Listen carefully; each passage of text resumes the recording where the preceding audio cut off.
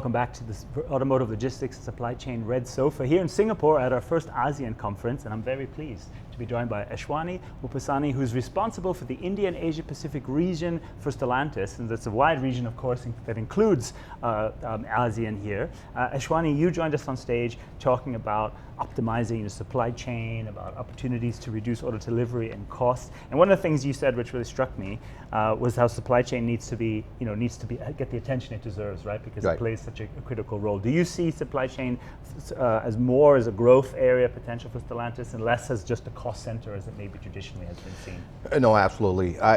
This is one of the mistakes that we used to make and we continue to make in some of the industries, that especially when your margins are very small, supply chain plays an integral role, especially when you're sitting on huge cash flows. If you're not converting your raw materials into sales and receiving the cash, it's just the cash that you're sitting on. You're paying interest, you're paying detention, demurrage. So that's why supply chain plays a key role in the entire automotive industry. It's not only automotive industry, it's in any industry. Absolutely. But in an industry as capital intensive as automotive, of course, it becomes even more important. Exactly. Another thing that we obviously see everywhere in the market, but perhaps to some extent more, even more so in the regions you're responsible for, is sharp volatility in the markets, variations, etc. It's something you have to manage in your supply chain. How does it influence the way you manage and oversee your operations? Look, interruptions are bound to happen. I've done more than 25 years in automotive industry in various functions, whether it's South America region or Asia Pacific or North America region, interruptions are bound to happen. It's how quickly do you react? You can be proactive and you can look at the news, you can look at the indicators around the world and saying, okay, this is going to happen. Then how do you react fast? How do you take the ownership rather than waiting for somebody to take ownership? It's all about running the business as it's your own.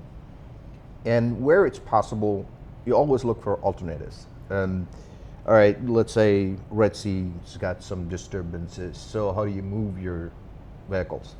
There is even, some people thought it was a crazy idea, but we said, is there a possibility to move vehicles from Europe into China by rail?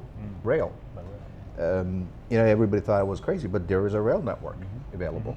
So it's not really an out-of-the-box, it's not a crazy idea, but it's an out-of-the-box idea. Right. So people sometimes are conservative because this is how we've always done it and this is how we know how to do it, but rather not exploring out-of-the-box ideas. So, and interesting, one of the things that we talk about is having these alternatives, to build that resilience and give options. But of course, they come cost with extra costs in some cases. So, how do you look to that trade-off between extra costs, potential extra costs against risk? Look, the market is not waiting for you. The customers are not waiting for you. There's multiple options available to a customer. It's not like the old days where a car is aspired and people are willing to wait. Of course, there are still some models that people are still willing to wait, but the market has shifted. If you have a certain margin in a vehicle, and it's prudent that you move and spend a little bit of money, extra money, through alternate routes, and still able to satisfy the customer, you would do that. On the other side, what you're not understanding is a vehicle on the road gives you other revenue generating opportunities. Not only for you, but also for the network that's out there. Yes, you will be paying X penalty for doing alternate routes or moving the vehicles in a different port, but it's a vehicle that's sold to the customer. Yes. And there's a P&S, parts and services opportunity.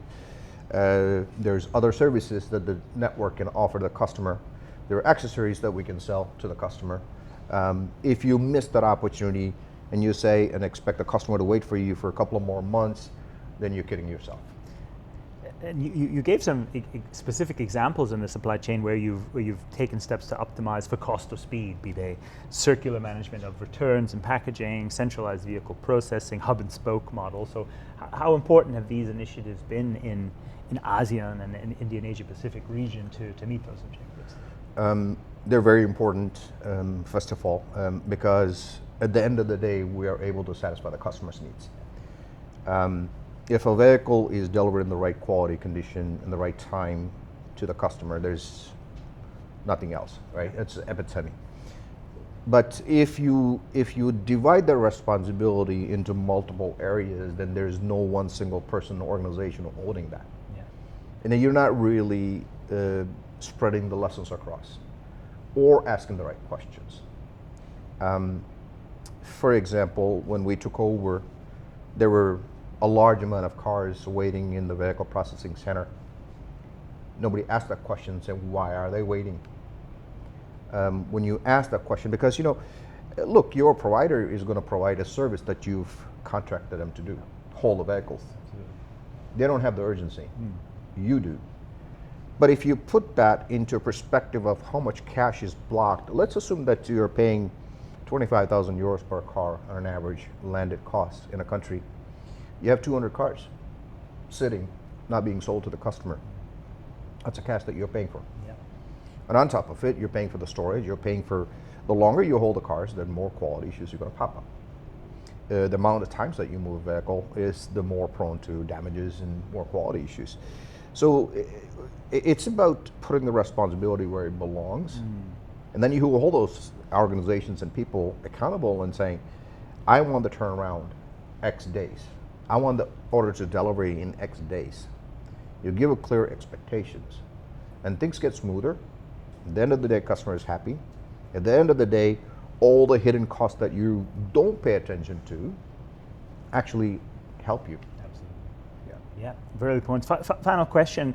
When we look across the region here in ASEAN and Southeast Asia, what do you need further? What would you like to see further from key supply chain partners, logistic partners, to help you meet your objectives? Look, whenever I don't ever call them suppliers.